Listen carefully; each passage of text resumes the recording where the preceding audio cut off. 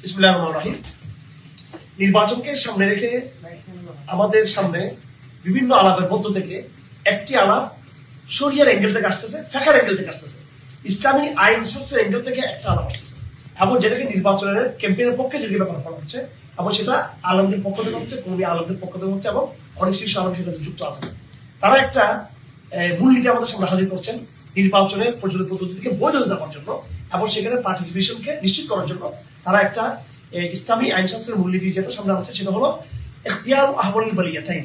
ওটাকে ফিকহের কিতাবে বলা হয়ে থাকে ইজা তুলিতা বিবালিয়াতাইন ফাখতার আহওয়ালহুমা। তুমি যখন দুটো মন্দের মধ্যে যখন পড়ে যাবা, তখন এই দুই মন্দের মধ্যে যেটা কম মন্দ সেটাকে তুমি কি করবা? নির্বাচন করবে। আমরা এই আলাপে সামাজিক এই ইতিবাচক দিক, তার মনস্তাত্ত্বিক ইতিবাচক দিক, তার বাস্তবতা ইত্যাদি নিয়ে আমরা পরে আলাপ করবো। আমরা এই আলাপ, এই মূলনীতি যেটাকে বর্তমান নির্বাচন প্রক্রিয়া ব্যবহার করা হচ্ছে, আমরা দেখানোর চেষ্টা করব যে শরীয়তের এই প্রতিষ্ঠিত যে মূলনীতি, ছোট একটা মূলনীতি ইসলামী আইন শাস্ত্রের, এই মূলনীতিটাকে নির্বাচনের ক্ষেত্রে ইউটিলাইজ করা, ব্যবহার করা কতটুকু যুক্তিসঙ্গত, এই আলাপটা আমরা এখানে এমনি জায়গা থেকে আমরা আনার চেষ্টা করবো। আমার সামনে যে কিতাবটা আছে এটা আল আসবাব ওয়ান নাযায়ের। এই কিতাবটা বিষয়বস্তু হলো মূলনীতি, শুধু ইসলামী শাস্ত্রের মূলনীতি নিয়ে আলাপ করা হয়েছে। কাওয়ায়েদ বলা হয় এটাকে, এটা কাওয়ায়েদের কিতাব। এটা বিভিন্ন, যেমন ইন্নামাল আমালু বিন্নিয়াত, আল উমুরু বিমাকাসিদিহা, আদ-দারারু ইউজালু, এইভাবে শরীয়তের ইসলামী আইন শাস্ত্রের, আমি শরিয়া বলবো না, আমি ইসলামী আইন শাস্ত্রের মূলনীতি নিয়ে আলাপটা করা হয়েছে। সুতরাং যে মূলনীতিকে বর্তমান উলামায়ে কেরাম আহওয়াল বলিয়াতের যে মূলনীতিকে তারা নির্বাচন ক্ষেত্রে ব্যবহার করতেছেন, আমরা ওই মূলনীতিটা যে মূল সূত্র উল্লেখ আছে ফিকহি কিতাব বলতে, ওই কিতাব থেকে আমরা আপনাদের সামনে হাজির করে এটাকে খণ্ডন করার চেষ্টা করব যে এই আইন, এই মূলনীতিটাকে প্রচলিত নির্বাচন পন্থায় ব্যবহার করার কোনো কিনা অবকাশ নাই। কেন নাই? সে আলাপ আমি এখন শুরু করছি। বিসমিল্লাহির রহমানির রহিম। এখানে লেখা আছে আল কাওয়াইদুল খামিসা আদ-দারারু ইউজালু। আপনারা দেখুন এই কিতাবের মধ্যে যে কয়েকটা মূলনীতি আছে ইসলামী আইন শাস্ত্রের, তার মধ্যে পঞ্চম মূলনীতির নাম হলো আদ-দারারু ইউজালু। আদ-দারারু ইউজালু, আদ-দারারু ইউজালু মানে হলো ক্ষতি ইসলামের কাম্য নয়। যে কোনো ভাবে ক্ষতিকে কি করতে হবে? অপসারণ করতে হবে। এবং এটা হাদিসের দ্বারা প্রমাণিত, হাদিসের বক্তব্য দ্বারা লা দারারা ওয়ালা দিরার। তার অনেকগুলো উদাহরণ রয়েছে। অর্থাৎ ক্ষতিকে নির্মূল করা, ক্ষতিকে অপসারিত করা, এটা ইসলামে এটা বড় প্রত্যেক ক্ষেত্রে অসংখ্য উদাহরণ এখানে রয়েছে। এই একটা মূলনীতি থেকে আরো তারা 6টা মূলনীতি থেকে ব্যয় করছেন। আমি পুরো আলোচনা এই আলাপ করতেছি, কিন্তু একদম আইন শাস্ত্র আলাপ, এটা কোনো রাজনৈতিক কল্পনা কিন্তু একদম আইনি জায়গা থেকে আমি কথা বলতেছি। আইন শাস্ত্রের মূল নীতিটা হলো আদ-দারারু ইউজালু। বলতো ইসলাম ক্ষতি কাম্য নয়, ইসলাম ক্ষতি কি নয়। তারপরে ওই শাখা মূলনীতিটা আসতেছে। আসল মূলনীতি হচ্ছে ইসলামের ক্ষতি কি নয়, কাম্য নয়, এবং ক্ষতিকে কি করা হবে? প্রতিরোধ করা হবে, ক্ষতিটাকে সরিয়ে দেওয়া হবে। তো এখানে লেখক ইবনে রুজেম রাহিমাহুল্লাহ তাআলা তিনি এই মূলনীতি থেকে তিনি আরো 6টা শাখা মূলনীতি বের করতে। কয়টা মূলনীতি? শাখা মূলনীতি। এই মূলনীতিগুলো আমি বলি। 1 নম্বর আয-যুররাত তুবিহুল মাহযুরাত। একান্ত এমন পরিস্থিতি তৈরি হলে যেটা দ্বারা আপনার যার মালিকানার ক্ষতি হবে, তখন আপনি হারাম ছাড়া যদি কোনো উপায় না থাকে, তখন আপনি সেটা করতে পারবেন। 1 নম্বর এই মূলনীতি থেকে, মানে 1 নম্বর শাখা মূলনীতি। আচ্ছা, 2 নম্বর শাখা মূলনীতি হলো মা উবিহা লিদ-দারুরা বিকদরিহা। একান্ত অপরিহার্য প্রয়োজনের কারণে যেটাকে বৈধতা দেওয়া হবে, যে অবৈধ জিনিসকে বৈধতা দেওয়া হবে, সেটা খুবই সীমিত সময়ের জন্য এটা থাকবে, খুব সীমিত পর্যায়ে থাকবে। আচ্ছা, 3 নম্বর শাখা মূলনীতি হলো আদ-দারারু লা ইউজালু বিদ-দারার। ক্ষতিকে আমরা দূর করবো, তবে সেটা আরেকটা ক্ষতি দিয়ে দূর করবো না। আমরা ক্ষতিকে দূর করবো নরমাল পদ্ধতিতে, সেটা আরেকটা ক্ষতি দিয়ে। 3 নম্বর। 4 নম্বর শাখা মূলনীতি হলো যেটা আমাদের আলাপের মূল বিষয়, সেটা হলো ইযা তাআরাদা মাফসাদাতান রু'ইয়া আ'যামুহুমা দারারান বিইরতিকাবি আখাফিহিমা। যখন দুই মন্দ পরস্পর লড়াই করবে, দুই সংকট তৈরি হবে, উভয় সংকট যখন তৈরি হবে, দুই দিকে মাফসাদা, এদিকে করলো সেটা শরীরের বিধান লঙ্ঘন হচ্ছে, এদিকে শরীরের বিধান লঙ্ঘন হচ্ছে, দুইটাই মুফসাদ, দুইটাই খারাপই। তখন আমরা যেটা কম ক্ষতি করবে সেটাকে আমরা গ্রহণ করবো। এক্ষেত্রে যে মূলনীতিটা আমাদের সামনে আছে আহওয়াল বলিয়াতেন, এই সম্পর্কে বলা হয় ক্বালা যায়লাঈ ফি বাবি শুরুতিস সালাত সুম্মা আল আসলু ফি জিনসি হাযিহিল মাসাইল আন্না মান তুলিয়া বিবালিয়াতাইনি وهما متساويتان يأخذ بأيديهما شاء وإن اختلفا يختار أحدهما যদি আমি দুটো মধ্যে মুখোমুখি হয়ে থাকি, যদি দুটো সমান হয়ে থাকে, তখন দুটো থেকে কোনো একটা গ্রহণ করবো, আর দুটোর মধ্যে যদি একটা যদি প্রবল ক্ষতির হয়ে থাকে, সম্ভাবনা থাকে, আবার আরেকটাতে যদি কম ক্ষতি থাকে, তাহলে আমি প্রবল ক্ষতি থেকে বাদ দিয়ে কম ক্ষতিটা গ্রহণ করবো। এটা হচ্ছে 4 নম্বর শাখা মূলনীতি। 5 নম্বর শাখা মূলনীতি হলো দারুল মাফাসিদি আউলা মিন জালবিল মাসালিহ, অর্থাৎ লাভ অর্জন হচ্ছে ক্ষতিকে দূর করা, এটা বেশি জরুরি। 6 নম্বর শাখা মূলনীতি হলো আল হাজাতু তানজিল মানজিলাতুল দারুরা, কখনো কখনো অপরিহার্য যে প্রয়োজনীয়তা, যেটা না হলে ক্ষতি হয়ে যাবে, এটার কাছাকাছি হলো হাজত, অর্থাৎ যেটা মোটামুটি মানুষ কখনো কোনো দরকার পড়ে, এটা জরুরি এবং হাজতের বিষয়ে আলোচনা আছে। তো যাই হোক, আমি আবার বলছি, যেহেতু এটা ক্রিটিক্যাল আলাপ, আপনাদের হয়তো স্মরণে না থাকতে পারে কথাগুলো, আমি আবার বলছি, এখানে যেটা মূলনীতি সেটা হলো আদ-দারারু ইউজার ওয়াদ-দারারু ইউজার। এটা আবার দেখুন আপনারা, এটা 5 নম্বর কায়দা, ঠিক আছে? এই 5 নম্বর কায়দা থেকে আরো কয়টা শাখা কায়দা বের হয়েছে? কয়টা? আর 6টা শাখা কায়দা বের হয়েছে, ঠিক আছে? এখন এই 6টা শাখা কায়দাকে আমি কি প্রত্যেকটাকে কি আলাদা দেখবো, নাকি সবগুলোকে আমি একসাথে দেখবো? আমি এখন যারা বলছে যে সবসময় যে আমলে বলিয়ে থাকি, অর্থাৎ কম মন্দকে আমরা গ্রহণ করবো, শুধু এই কায়দা দেখলে তো হবে না। এই কায়দা, এটা তো মূল কায়দা, এটা মূল কায়দাটা কি? শাখা কায়দা। এটা মূল কায়দাটা কি? শাখা কায়দা। আমাকে মূল কায়দার মেসেজটা আমাকে বুঝতে হবে, এবং মূল কায়দা থেকে আরো 6টা কায়দা বের হয়েছে, তার মানে আমরা যেটাকে মন্দের ভালো বলছি বা কম মন্দ বলছি, এই কম মন্দ এটা তো শাখাগত মূলনীতি। এটা ছাড়াও প্রথম মূলনীতির আন্ডারে আরো 5টা কি আছে এখানে মূলনীতি আছে। আমি যখন কোনো ফাংশনকে কোনো ফাংশন করবো, আমি যখন কোনো ক্রাইসিসকে যখন ফেস করবো, তখন আমাকে শুধু কি এই ওই একটা মূলনীতি দেখতে হবে, নাকি তার আরো যে তার সহকর্মী আরো কয়টা আছে, 5-6টা কায়দা দেখতে হবে কিনা? বর্তমান যারা নির্বাচনকে বৈধতা দিচ্ছি আমরা, ডেমোক্রেসি নির্বাচনকে, 2 প্রতিদ্বন্দ্বীদের মধ্যে কম মন্দকে গ্রহণ করা, এই আলাপটা আমরা শুধু এই কায়দা দেখলেও হবে না, কিন্তু আরো কায়দা আছে। হ্যাঁ,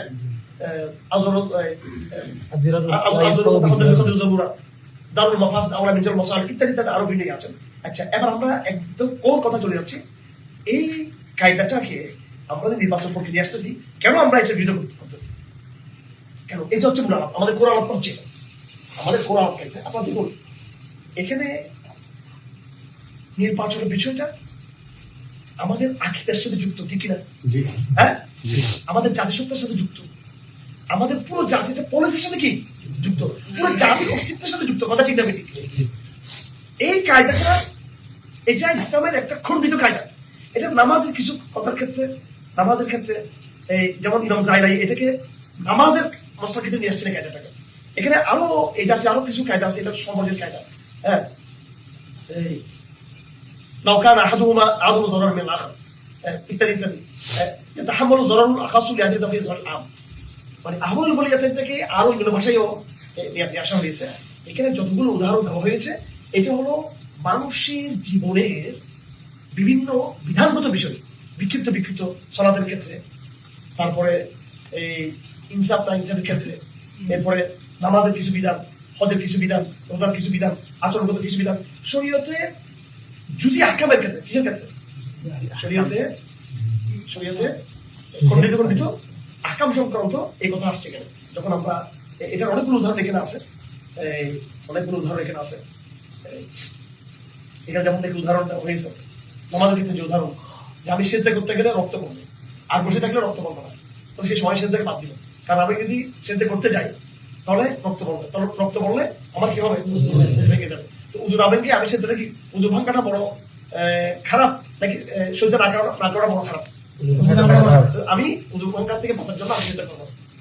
পেটের ভিতরে জীবন্ত সন্তান আছে, পেটের ভিতরে জীবন্ত সন্তান আছে, এখন গরুটা মারা গেছে, তখন আপনি গরুর পেট খেয়ে ফেলতে পারবেন, কিন্তু গরুর পেট সাধারণত কাটা কিনে যায় না। কিন্তু যেহেতু আমাদের যখন তার মধ্যে পেটের কি আছে, মরা এখানে জীবিত সন্তান আছে, জীবিত তার বাছুরের কেনা আছে, তখন আমি তার পেট খেয়ে বাছুর কিনে নিতে পারবো। এইভাবে উদাহরণগুলো, যতগুলো উদাহরণ এই কায়দার সাথে দেওয়া হয়েছে, সেটা ইসলামী বিধানের বিভিন্ন অধ্যায়ের সাথে যুক্ত। কোনটা রোজার সাথে, কোনটা হজের সাথে, কোনটা ইসলামের ফজলের বিধানের সাথে, কোনটা ইসলামের ইবাদতের ক্ষেত্রে, কোনটা বিয়ে শাদীর ক্ষেত্রে, কোনটা তালাকের ক্ষেত্রে। আর এই খণ্ডিত ইসলামের শাখা মূলনীতিটাকে আমরা জাতীয়, যেটা আমাদের স্বকীয়তা, আকীদা, ঈমান এবং কুফর ওই জায়গায় আমরা নিয়ে যাচ্ছি, যেখানে পুরো সিস্টেমটা যেখানে কুফরের সিস্টেম। আমি কথা বলতে পারছি আপনাদেরকে, যেখানে উভয় দলেই কিন্তু একটা জাহেলিয়া দস্তুরকে, জাহেলি সংবিধানকে মেনে তারা কিন্তু কি করতেছে, সেখানে আমরা এটাকে আমরা ইয়ে করতেছি, এটাকে আমরা ওখানে আমরা বাস্তব করতেছি। সুতরাং এটা টোটালি এটা ফ্যাক্টের কায়দা, এটা অবশ্যই ফ্যাকের কায়দা, স্বীকৃত কায়দা, এটা অস্বীকার করা যাবে না।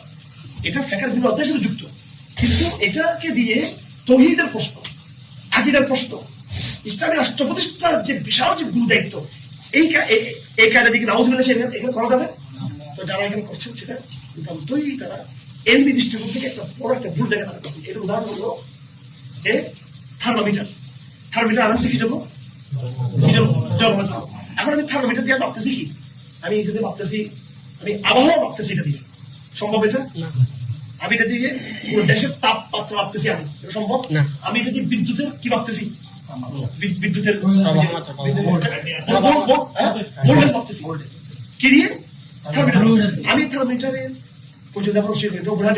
জরুরি জিনিস থার্মোমিটার, জন্মাবার জন্য ঠিক জন্মাপা যন্ত্র থার্মোমিটার দিয়ে তাপমাত্রা, আবহাওয়ার তাপমাত্রা মাপা যাবে না, বিদ্যুতের ভোল্টেজ মাপা যাবে না। হ্যাঁ, ঠিক তদ্রুপ আহ্বান করিয়ে এই মূলনীতি দিয়ে কি করা যাবে না,